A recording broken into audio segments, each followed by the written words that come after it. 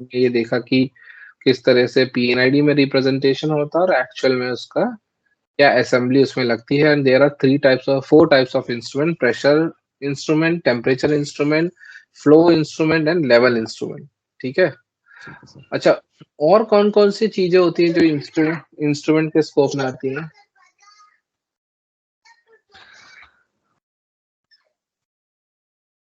जैसे कि control valve भी इंस्ट्रूमेंट के स्कोप में आता है। कंट्रोल वॉल्व, हाँ, सीवी कंट्रोल वॉल्व बोलते हैं ना। सो तेरा कंट्रोल वॉल्व भी जो है वो आपके 4 टाइप के कंट्रोल वॉल्व होते हैं।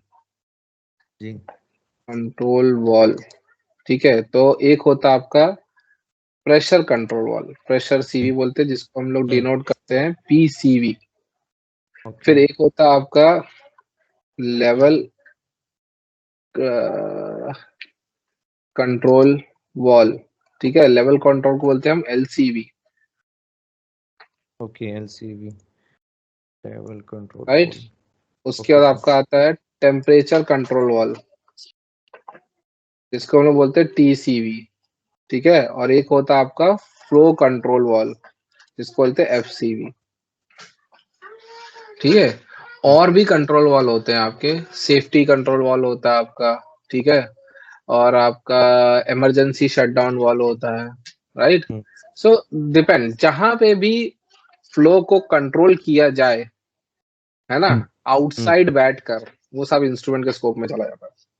आउटसाइड बैठ मतलब कंट्रोल स्टेशन से बैठ। फिर दूसरे और क्या इंस्ट्रूमेंट होते हैं, जैसे फ्लो एलिमेंट होता है, एलिमेंट होता है, या उसी को ऑरिफिस फ्लो मीटर भी बोलते हैं ना। ऑरिफिस बोलते हैं, ऑरिफिस प्लेट बोलते हैं, एफई बोलो या एफओ बोलो, सब एक ही चीज हो जाती है। मतलब पाइपिंग के टर्म में एक ही चीज आती है, उनके लिए अलग चीज है, ठीक है। फिर उसके बाद आपका रोटा मीटर होता है, ये भी आपको एज ए इंस्ट्रूमेंट डालना होता है, ठीक है। और क्या हो सकते हैं, अब और कुछ है तो वो हमको उसके लिए देखना पड़ेगा, क्या, लेजेंड शीट, लेजेंड शीट। ठीक है। ठीक तो है। इसी को हम कंटिन्यू करते हुए बोलूं तो मैं, या तो मैं इसको बोल सकता हूँ कि भाई जैसे पीएनआईडी है, तो पीएनआईडी जो होती है ना, वो पीएनआईडी 2 फॉर्म में होती है, 2 नहीं 3 फॉर्म में होती है। फर्स्ट जो होता है पीएनआईडी, उसमें होता है लेजेंड, लेजेंड पीएनआईडी, ठीक है। सेकंड पीएनआईडी जो होती है उसे बोलते हैं हम प्रोसेस पीएनआईडी, ठीक है। एंड प्रोसेस पीएनआईडी में भी, अब देखो, प्रोसेस पीएनआईडी बोलूं या फिर इसको भी 2 भागों में तोड़ दूं, तो एक हो गया प्रोसेस पीएनआईडी, एक हो गई यूटिलिटी पीएनआईडी, ठीक है। तो मैं दोनों को एक ही के अंदर लेके बोल रहा हूँ प्रोसेस पीएनआईडी, पर कई लोग अलग अलग नाम देते हैं। भाई प्रोसेस पीएनआईडी मतलब अलग ही है, और यूटिलिटी पीएनआईडी अलग ही। अभी यूटिलिटी पीएनआईडी में तुम्हारा क्या जाता है, अब यूटिलिटी का मतलब क्या है, steam, air, water, nitrogen. Steam, air, water, nitrogen, these are utilities. अभी स्टीम है तो स्टीम भी 3 टाइप की होगी, high pressure steam, medium pressure steam, low pressure steam, है ना।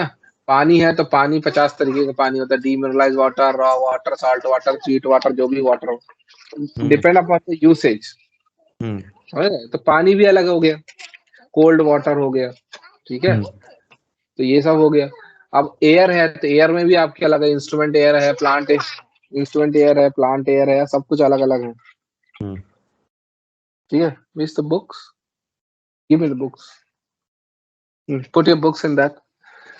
तो इस तरीके से यूटिलिटी, नाइट्रोजन तो नाइट्रोजन है, उसमें कोई क्लासिफिकेशन नहीं है ज्यादा, ठीक है। तो प्रोसेस पीएनआईडी या फिर पीएनआईडी बोले तो 2 तरह की होगी, प्रोसेस पीएनआईडी और यूटिलिटी पीएनआईडी। उसके बाद एक आती है आपकी ऑक्सिलरी पीएनआईडी, ऑक्सिलरी पीएनआईडी। अभी ऑक्सिलरी पीएनआईडी क्या होती है, जैसे ऑक्सिलरी पंप पाइपिंग करनी है, मान लो वेंडर के स्कोप में नहीं है, तो मेरे को करना है ल्यूब ऑयल पाइपिंग करनी है, ड्रेन पाइपिंग करनी है, और उस जो सील रिंग पाइपिंग करनी है ना, छोटी छोटी आधा चीजें पाइप निकलती है वो सब। फिर उसी में आपका जो फायर एंड सेफ्टी की पीएनआईडी अलग से होती है। चलो हाँ, चौथा फायर एंड सेफ्टी पीएनआईडी भी हो, कहीं कहीं पे लोग बनाते, नहीं तो सब ऑक्सिलरी में डाल देते, ठीक है। तो फायर एंड सेफ्टी पीएनआईडी भी हो गई आपकी। अब बड़ी बड़ी कंपनी जाओगे तो यहाँ सेपरेट डिपार्टमेंट होते हैं भाई, उनको भी तो काम करने के लिए कुछ चाहिए ना, तो बना देते हैं, ठीक है। तो इतनी तरह की पीएनआईडी होती है। तो पीएनआईडी भी पढ़ रहे हो तो आपको सबसे पहले लेजेंड पीएनआईडी पढ़नी चाहिए। उसमें क्या इन्फॉर्मेशन, देखिए लेजेंड पीएनआईडी बहुत कुछ बता जाता है। और ठीक है। आपको नॉर्मल पीएनआईडी, प्रोसेस पीएनआईडी, ऑक्सिलरी पीएनआईडी या यूटिलिटी पीएनआईडी या फाइनेंस सेफ्टी पीएनआईडी पढ़ना है तो पहले लेजेंड पीएनआईडी पढ़ना बहुत जरूरी है, क्योंकि जो उसमें डेनोशन दिया हुआ है, जो नॉमेनक्लेचर दिया हुआ है कि भाई ये सिंबल का मतलब क्या है, ये साइन का मतलब क्या है, वो सब आपको लेजेंड पीएनआईडी से मिलेगा। तो पहले लेजेंड पीएनआईडी तो पढ़ना ही चाहिए, और कंपनी के पहले दिन जाके सबसे पहले प्रिंट आउट भी यही मारना चाहिए। अच्छा ठीक है, देखो जितने मैंने अभी यहाँ पे आपको ये बताए हैं, डॉक्यूमेंट बताए हैं और अभी आगे जो जी बताऊंगा भी, वो सभी के प्रिंट आउट आपके पास होने चाहिए, या तो सबकी सॉफ्ट कॉपी आपके पास होनी चाहिए। ओके समझ में आया? जी चलो, तो ये इतना हो गया, पीएनआईडी हो गया। अब आपका जो दिन का जो शुरुआत, अच्छा उससे पहले हम लोग बात कर लेते हैं कि आप क्या बनोगे, कैसे बनोगे, और आपका कैरियर पाथ क्या होना चाहिए। जी ठीक है, तो उसकी बात हम लोग कर लेते हैं। तो भाई कैरियर पाथ क्या होना चाहिए आपका, यदि आप, मैं अभी ये बात कर रहा हूँ एक बैचलर डिग्री जो है इंजीनियरिंग में, बीई बोल लो, बीटेक बोल लो, क्योंकि आज के जमाने में चाहे वो बीई बीटेक हो या वो डिप्लोमाधारी हो, कोई भी हो, पोस्ट एक ही मिलती है, सैलरी एक ही मिलती है, फर्क पड़ता है प्रमोशन पे। ओके जो बंदा इंजीनियर है वो 4 साल में उसको प्रमोशन होता है, जो बंदा डिप्लोमा किया होता है उसको 6 साल में प्रमोशन होता है।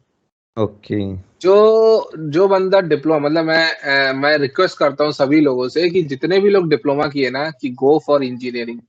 हम्म अभी ये कोई प्रमोशन नहीं है, कहने का इसला मतलब ये है, क्यों, क्या होता है ना, एक डिस्क्रिमिनेशन नहीं होना चाहिए आपके साथ।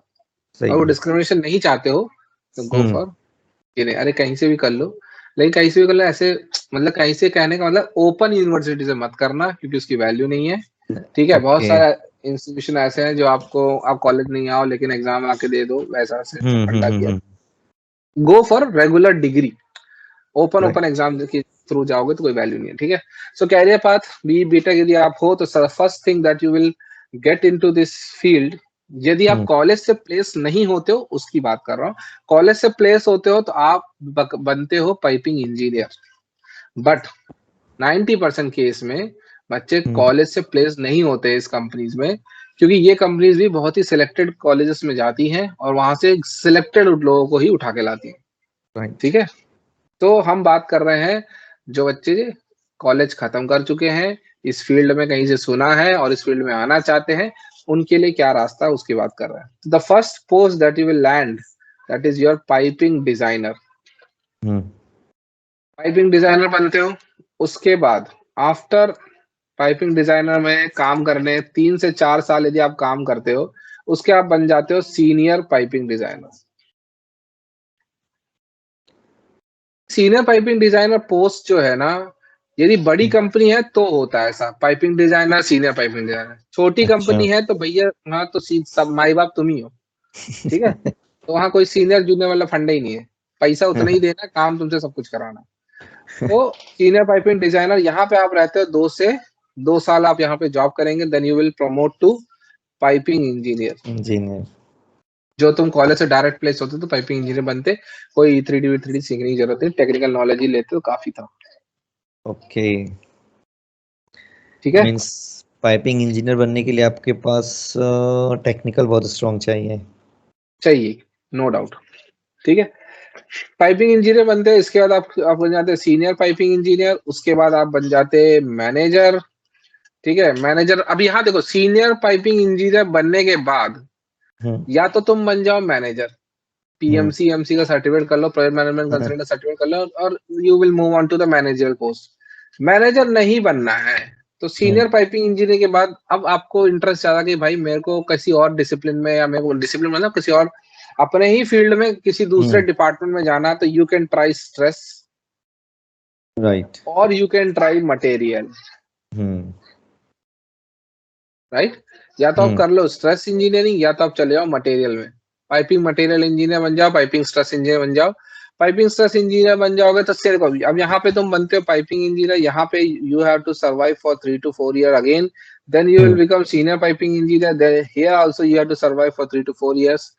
यहाँ पे मेरे हिसाब से आपको यहाँ पे कब जंप करना चाहिए, जब आप बनते हो senior piping designer. So once you become senior piping designer, you okay can move into stress, you can move into material, यहीं से आपको रास्ता खुल जाएगा। इंस्टेड अच्छा। Of going to piping engineer. आप बोल रहे यार कंटाल आ रहा, बोर मार रहा है यहाँ, क्या ही कितना ही काम करेगा, चलो हम्म। दूसरा कुछ सीखते हैं, तो you can move into stress और you can move into material. Material. समझ गए? तो इस तरह से आपका पाइपिंग। अब इसी में अब आप बोलते हो कि यार मेरे को, no you can't work, data will buy a new laptop for you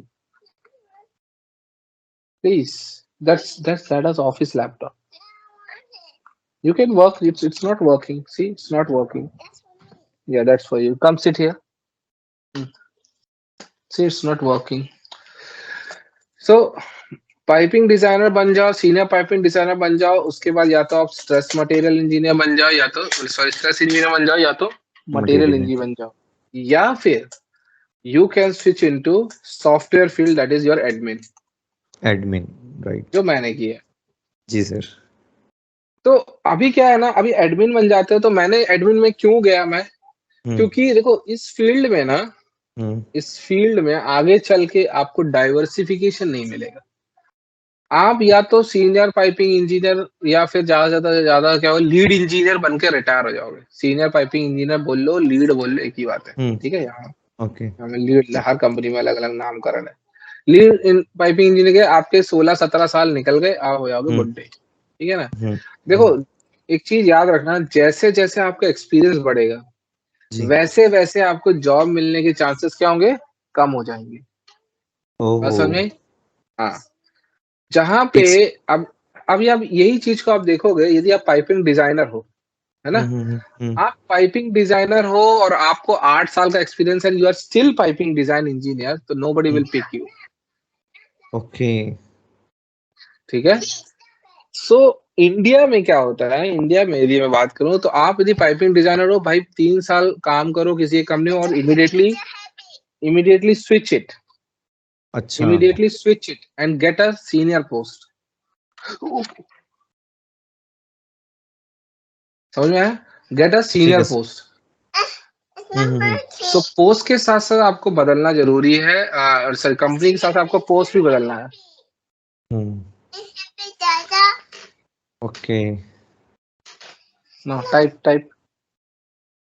तो इस तरह से होता का। अभी एडमिन में जाने का, मैंने क्यों एडमिन में जाने का एक वो डिसीजन लिया था, क्योंकि क्या होता है ना, आईटी है, IT is still evolving, hmm. IT is still evolving. Still. अभी आप एडमिन में जाते हो, then you have to learn C sharp, Java, Python, ये सब करना पड़ता है। तो एक मेरे पास एक ऑप्शन खुल जाता है कि यार चलो मैं एक आईटी इंडस्ट्री में भी जाके काम कर लूं। अच्छा अच्छा, सिर्फ एडमिन के लिए सब वो, मतलब E3D का जो पॉपकॉर्न वगैरह वो सिर्फ वो नहीं, जावा पाइथन ये सब भी सीखना पड़ा? वो देखो मैंने क्या बोला, आदमी का विजन पता होना चाहिए ना, तुमको कहाँ जाना है। हाँ। E3D एडमिन सीखने के लिए जावा पाइथन नहीं सीखा मैंने। ओके ओके ओके, समझ गया सर। समझ है ना? हाँ हाँ इंडस्ट्री ही हाँ। बदल जाएगी ना आपकी। देखो मैंने इस इंडस्ट्री में 9 साल मैंने पाइपिंग में काम किया। जी सर। ठीक है, मेरे को पाइपिंग का थोड़ा बहुत नॉलेज है। अब मैं क्या चाहता हूँ कि यदि मैं अपने आप को इतना इवॉल्व करूँ, and I will learn some IT stuff, और मैं हम्म। इसी चीज में उस टेक्निकल नॉलेज को यूज करूँ, so I hmm. Can create something in our industry ना। Right right right right sir, समझ गया सर। ठीक है? तो I want to hmm. Create my own baby. Hmm. वो फंडा है। तो इसके लिए हमने एडमिन सीखा। अब देखो एडमिन सीखने का मतलब क्या होता है, you have a control on the software. Software. सही है सर। समझ रहे हैं? ये अभी तुम जो काम करो, इतना जो टेक्निकल स्किल्स है तुम्हारे पास, वो तुम किस पे इम्प्लीमेंट कर रहे हो, सॉफ्टवेयर पे कर रहे हो ना। सॉफ्टवेयर पे। तुम्हारा जो हम्म। नॉलेज है, अभी रूटिंग ऐसी करनी है, ऐसा करना, वैसा करना है, यदि उसको मैं ऑटोमेट कर दूं अपने प्रोग्राम से, तो तुम्हारे लिए तो इजी हो जाएगा। बहुत। तो वो है अपना ये। समझ गए? जी सर। तो यदि आपको एडमिन भी बनना है, मेरे पास बहुत सारे ऐसे बच्चे आए थे अभी, हम्म। वो बोलते सर मेरे को एडमिन सीखना है, उनको सिर्फ 2 साल का एक्सपीरियंस है पाइपिंग डिजाइन में, और okay. Hardly they knows little bit, but वो बनना चाहते हैं एडमिन। हम्म। तो मैं उनको यही बोलता हूँ कि आप एडमिन जाओ, पढ़ने जाओगे, आपसे कोई लाख रुपए मांगेगा, यूजुअली मांगते ही ये लोग जी बिल्कुल। हैं। तो आपको डिजाइन का नॉलेज है नहीं, आपको टेक्निकल नॉलेज है नहीं, आपको एक्सपीरियंस नहीं है, और नहीं है। आप चाहते हो कि आप एडमिन सीख जाओ, तो मेरे हिसाब से वो फुल पैसा वेस्ट है। ओके। या तो आप 3D डिजाइन में आप मास्टरी कर लो, आपको ईच एंड एवरी चीज पता है, आपको पता है कि पाइप कैसे बनता है, उसके पीछे का जो साइंस है वो आपको पता है, then you can go into, because admin वो चीज है जो बैक एंड में होती है, सही है। फ्रंट एंड में तो आप बैठते हो। हाँ, आप पूरी बोलोगे ज्योमेट्री मेरे को फ्रंट एंड भी नहीं पता है, मेरे को बैक एंड सीखना है, तो मुश्किल हो जाएगा। बहुत ज्यादा, यानी और देखो, असल में। ये सॉफ्टवेयर फील्ड है, सॉफ्टवेयर फील्ड एक ऐसी चीज होती है, आप जिस दिन आप प्रैक्टिस करना छोड़ दोगे उसके अगले दिन आप सब भूल जाओगे। भूल जाएंगे।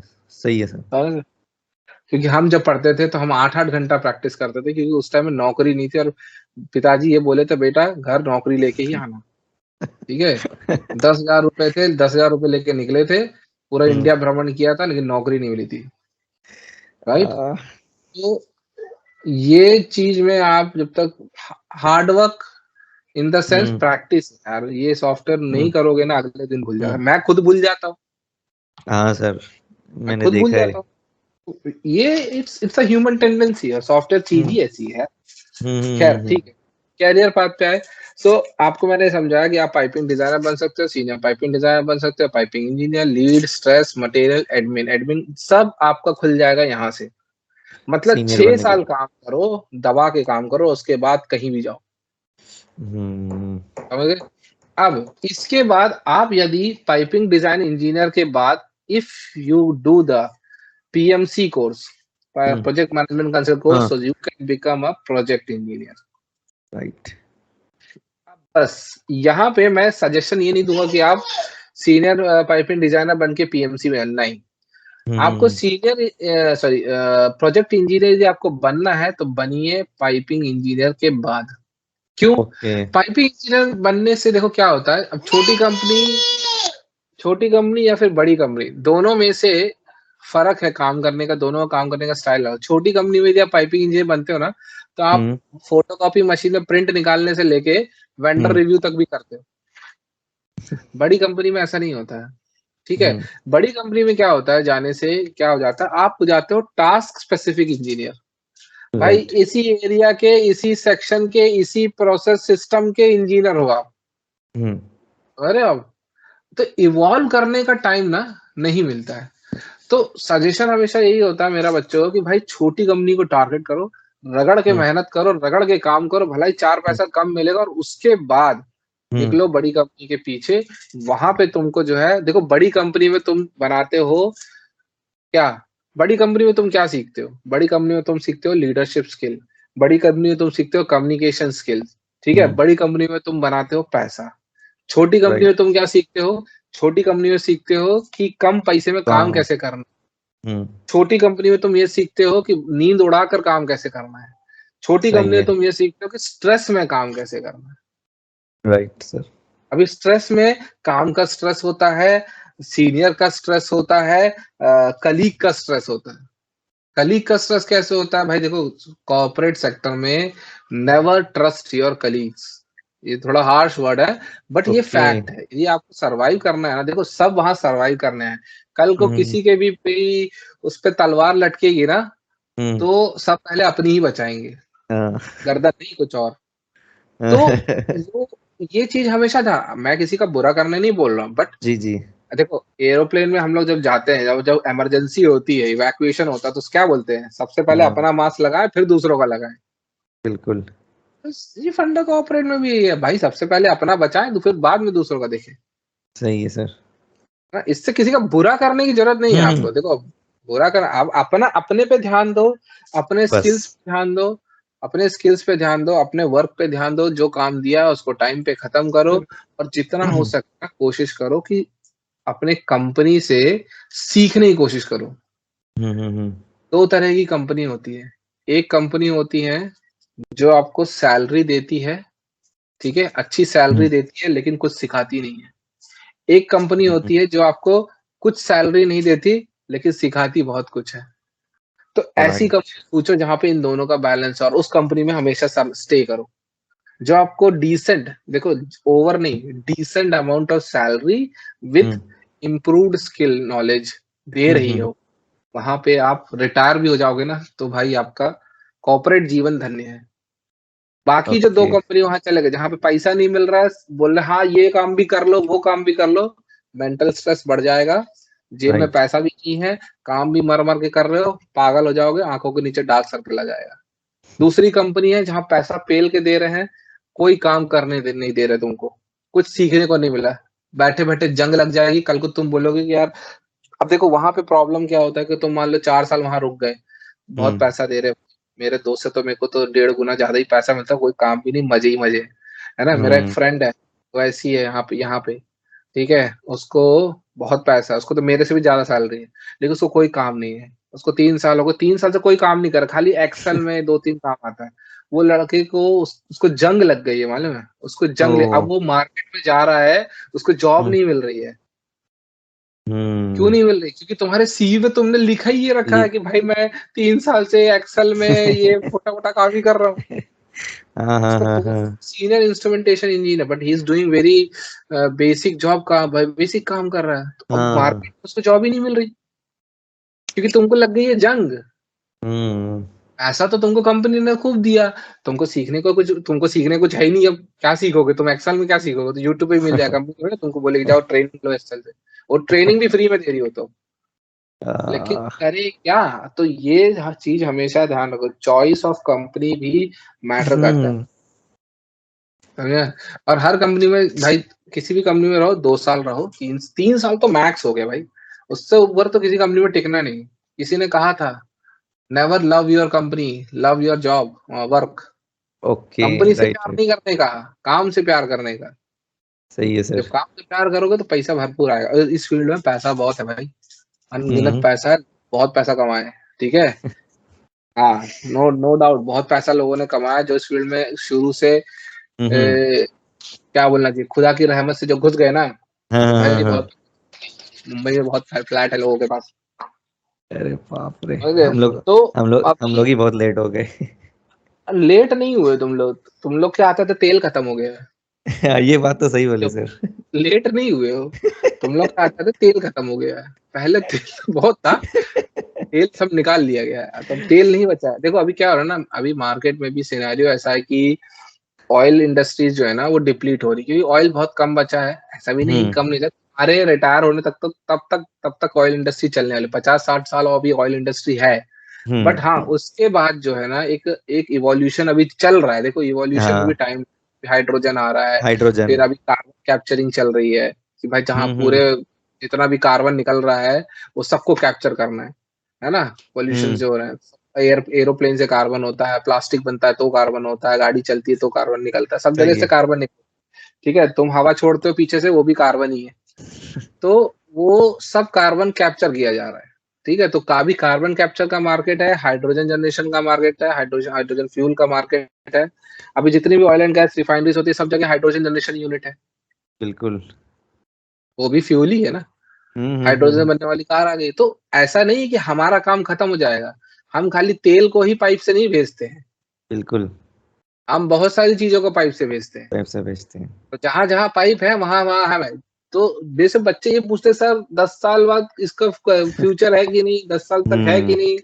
ऐसा नहीं है, जिस दिन पाइप खत्म हो जाए उस दिन मान लो कि हाँ। तुम्हारा काम खत्म। खत्म हो गया। अंदर अंदर क्या बह रहा है उससे मतलब नहीं है, पाइप होना चाहिए बस एग्जिस्टेंस, सही। तुम पाइपिंग वाले हो, तुम उसके अंदर जो बह रहा है फ्यूल उससे तुम्हें कोई, वो तो प्रोसेस वाले का काम है। हम्म। ओके, तो don't worry about the future. आज तुम हम्म। इस इंडस्ट्री में घुस जाओगे ना तो तुमको पता चल जाएगा कि तुमको जाना कहाँ है। वो तुम्हारी कंपनी जो है ना, अच्छी कंपनी में जाओगे तो तुम्हारी कंपनी ही तुमको उस तरफ डाइवर्ट कर देगी। अभी जैसे ओके। एक केस बताता हूँ मैं, अभी हम लोग ऑयल एंड गैस वाले हैं, हम लोग ने इतने साल काम किया ऑयल एंड गैस में, अब हमारी कंपनी जो है, जिस कंपनी में हम काम कर रहे हैं, वो जी। कंपनी डाइवर्ट हो रही है रिन्यूएबल की तरफ। तो ओ। फिर क्या होता है, हाँ वो उस तरफ रिन्यूएबल की तरह, तो उन लोग हाइड्रोजन प्लांट बना रहे हैं, उन लोग कार्बन कैप्चरिंग कर रहे हैं, तो हमको उस तरफ डाइवर्ट कर दे, धीरे धीरे उसमें ट्रेनिंग हो रहा है, उसमें ट्रेन करते हैं, तो फिर हम उसमें आ, घुसे। तो कंपनी भी अब ऐसा ही है ना भाई, कंपनी को हम्म। भी तो सरवाइव करना है, तो कंपनी जब सरवाइव करना चाहती है तो वो भी अपने आप को इवॉल्व करेगी, वो अपने आप को सही है। इवॉल्व करेगी तो उसका काम इवॉल्व होगा। बिल्कुल सर। समझ गए? फिर वो। हम्म। तो ये फंडा है। अच्छा, अब इसमें एक लास्ट, ज्ञान की बातें बहुत होगी, काम की बातें थोड़ी कर लेते हैं। और अब इसमें जॉब कैसे मिलेगी, देखो इंडिया की बात कर रहा हूं मैं, तो इंडिया और अब्रॉड दोनों बातें करते हैं कि जॉब हम्म। कैसे मिलती है। तो 2 तरह की जॉब है, यदि हम इंडियन मार्केट देखें तो इंडियन मार्केट क्या होता है, बहुत ज्यादा लेबर इंटेंसिव मार्केट है, बहुत ज्यादा लोग अभी अवेलेबल हैं, तो क्या होगा, सैलरीज थोड़ी सी कम हो गई है, ठीक है। बट हम्म फिर भी इंडिया में दो तरह की जॉब होती है, एक होता है परमानेंट हम्म परमानेंट जॉब होता है, और दूसरा होता है आपका कॉन्ट्रैक्चुअल जॉब, कॉन्ट्रैक्ट ठीक है। परमानेंट जॉब जो होता है वो बहुत ही किस्मत वालों को मिलता है, लेकिन उतनी भी अच्छी नहीं होती है जितनी अच्छी कॉन्ट्रैक्चुअल जॉब होती है, जो कि सबको मिल सकती है। परमानेंट जॉब में क्या ओके होता है, आपको सैलरी थोड़ी कम रहती है, आप कंपनी के पेरोल पे रहते हैं। हाँ, उसमें बेनिफिट ये होता है कि आपको सिक लीव मिल जाती है, एनुअल लीव मिल जाता है, दुनिया भर की चीजें मिल जाता है, ठीक है। कंपनी हम्म जो आपको प्रोवाइड करेगी, कंपनी की जो सर्विसेज होंगी वो हम्म सब आपको मिलेगी, इंश्योरेंस करा देगी। अभी कंपनी अच्छी है तो कराएगी, नहीं है तो छोटी मोटी कंपनी में ये सब नहीं होता, ठीक है। हम्म तो इस तरह के बेनिफिट्स होते हैं। कॉन्ट्रैक्चुअल जॉब में क्या होता है, आपको घंटे के हिसाब से सैलरी मिलती है, आप बहुत ज्यादा पैसा कमा सकते हो, ओवर टाइम करके भी दबा के पैसा कहाँ छाप सकते हो। बट हम्म ड्रॉबैक ये होता है कि लीव नहीं होता, छुट्टी करो, एक दिन की छुट्टी करोगे ना, 8 घंटे के पैसे कट गए। पैसे एक कटेंगे घंटे का तुमको 300 रुपये मिल रहा है, तो समझ लो एट एट फोर जा नहीं 8 3 जा 24, 2400 रुपये उड़ गए, 2400 है ना। तो 2400 रुपये का लॉस हो जाता है। 200 में तो permanent job contract, oh thank you, yeah, can you give me one jacket also, thank you। So permanent job और कॉन्ट्रैक्चुअल जॉब में ये फंड है। कॉन्ट्रैक्चुअल जॉब इंडिया में बहुत मिलती है, क्योंकि बहुत सारी कंसल्टेंसीज होती हैं, हम्म अवेलेबल होती है, के थ्रू आपको कॉन्ट्रैक्चुअल जॉब मिल जाती है। कॉन्ट्रैक्चुअल जॉब में दूसरा एक और ये रहता है, अच्छा, लोगों ने मुझसे कहा है कि वो सर कॉन्ट्रैक्चुअल जॉब तो बहुत बेकार होती है, क्योंकि काम खत्म तो भगा दिए, है ना। परमानेंट जॉब हम्म ऐसा नहीं होता, ऐसा नहीं है भाई। प्राइवेट कंपनी, सरकारी कंपनी नहीं, प्राइवेट में होगा तो परमानेंट को भी निकालते हैं, कॉन्ट्रैक्चुअल को निकालते हैं। बस बात ये होती है कि पहले कॉन्ट्रैक्चुअल को निकाल देते हैं, समझ हाँ गए, कुछ नहीं है। तो इंडिया में परमानेंट और कॉन्ट्रैक्चुअल जॉब, सिमिलरली अब्रॉड में भी यही फंडा होता है, ओके सेम फंडा है। सो अब्रॉड में भी आप अब यूरोपियन कंट्रीज में भी आओगे तो दो टाइप के जॉब है, परमानेंट और कॉन्ट्रैक्चुअल। गल्फ में जाओगे तो भी दो टाइप के जॉब है, परमानेंट और कॉन्ट्रैक्चुअल। सो इट्स हाँ वेरी सिमिलर एवरीवेयर, ठीक है। सब जगह सेम फंडा अब्रॉड में जाने से पहले, जाना है आपको, जाने की ख्वाहिश है, तो आप ये चीज का ध्यान रखना कि फेक किसी भी लोगों के झमेले में नहीं आना कि पैसा देके चले जाओ, ऐसा कोई काम नहीं करना। कंपनीज रिक्रूट करती है अब्रॉड हम्म से, ना मतलब गल्फ में बैठी कंपनी भी इंडिया से उठाती, क्योंकि उनको पता है कि यहाँ पे बंदे सस्ते मिल जाते हैं, ठीक है। हम्म तो फिर वहां जाके हमारे भाव बढ़ जाते हैं, वो बात अलग है, लेकिन यहाँ से बंदे सस्ते, हाँ, वो फैक्ट है, राइट। क्योंकि भाई वहां काम करोगे, आपका एक्सपीरियंस वहां का मिलता है, तो नो डाउट वहां के लोग वहां के एक्सपीरियंस को प्रेफर करते हैं, इसीलिए, बिल्कुल ठीक है। तो किसी तरह घपले अपले मत कूद जाना, पैसा वैसा देके कभी मत जाना अब्रॉड, बहुत गंदा फंसता है आदमी, ठीक है। तो वो काम मत करना, जेन्युइन है। और हम्म कुछ भी डाउट होता है तो सीधा कंपनी की वेबसाइट खोलो और उनके हम्म एचआर को मेल ड्रॉप करो, just to confirm right that whether this genuine offer letter और not, can you please confirm. ऐसा मेल जरूर भेजे, मेरे साथ हुआ था। मेरे को लॉलीपॉप दे दिया था फ्रांस का, है ना, ओ घर देंगे, गाड़ी घोड़ा बंगला सब देंगे, बाद में पता चला कंपनी के नाम में एक एस एक्स्ट्रा था। तो इस तरह के आ होते हैं, जब अपन सपने देखते हैं बाहर आने के, तो ये सारी इश्यूज होते हैं। हम्म हम्म सो हम्म हम्म, ये है एक सिनेरियो। अब हम लोग जो पढ़ने वाले हैं उसके बारे में थोड़ा सा बता देता हूँ। तो सबसे जी पहले सर हम लोग लेआउट पे फोकस करेंगे, ठीक है। जी लेआउट जी के साथ साथ हम लोग यहाँ पे E3D को मर्ज कर कर ड्राइंग्स को सीखेंगे, कि जो हमारी टेक्निकल स्किल्स है हम कैसे उसको इम्प्लीमेंट करेंगे। तो अपन जो कोर्स कर रहे हैं उसमें लेआउट भी रहेगा, टेक्निकल भी रहेगा, और उसके साथ साथ E3D के में हम लोग बना के भी देखेंगे कि लेआउट बिल्कुल सर कैसा बन रहा है और किस तरह की कॉम्प्लिकेशंस आ रही है, राइट। तो लेआउट ठीक है में सर आपका ओवरऑल लेआउट, यूनिट लेआउट। उसके बाद हम लोग सीखेंगे कि जो हमारे सिस्टम्स होते हैं, सिस्टम बोलो या फिर आपका, हाँ सिस्टम ही बोलेंगे उनको, सिस्टम्स पाइपिंग पढ़ेंगे, जैसे पंप पाइपिंग हो गया, इक्विपमेंट पाइपिंग में हम्म पाइपिंग हो गया, कॉलम पाइपिंग हो गया, हीट एक्सचेंजर पाइपिंग हो गया, फिल्टर पाइपिंग, रिएक्टर पाइपिंग, ये हो गया, ठीक है। उसके बाद हम लोग देखेंगे कि पाइपिंग की जो रूटिंग्स होती है, हम्म पाइपिंग रूटिंग्स को समझेंगे कि पाइपिंग रूटिंग जब हम लोग करते हैं तो उनमें किन किन बातों का ध्यान रखना पड़ता है, जो कि इम्पैक्ट करता है किसको, फैब्रिकेशंस को इम्पैक्ट करता है, ठीक है। ओके फैब्रिकेशन एंड ट्रांसपोर्टेशन जो है उसको इम्पैक्ट हम्म करता है। इस चीज को हम समझें, क्योंकि ये बहुत बड़ा रीजन होता है लेआउट में फेरबदल होने का। तो ओके पाइपिंग रूटिंग करना in terms of fabrication and transportation point of view, spool कैसे कटता है, हम्म फैब्रिकेशन में हमें किन किन बातों का ध्यान रखना पड़ता है, कि आप दो कंपोनेंट को मर्ज कर रहे हैं तो कैसे उसको हमको स्पूलिंग करनी है उसके बीच में, ताकि वो फैब्रिकेशन में दिक्कत ना हो, ट्रांसपोर्टेशन में दिक्कत ना हो, है ना, वेल्डिंग में हम्म दिक्कत ना हो। इन सब बातों का हमें ध्यान रखना है। तो बेसिकली यही सारी चीजें हैं जो हमारे टेक्निकल स्किल्स को इम्प्रूव करता है। ओके टाइपिंग सीखना है ना, तो ये 4 चीजों को से चिपका के सीखना पड़ेगा। आज हमने लेआउट डिस्कस किया, तो लेआउट को इम्प्लीमेंट भी तो करके देंगे, दिखता कैसा है, ठीक है? तो ये ठीक है है सर। हमारा सिलेबस। ये तो बस खाली मैंने 4 शब्द में खत्म कर दिया। 4 शब्द नहीं, 40 टॉपिक है इसमें, राइट? बिल्कुल सर। चलो, so that's it for today.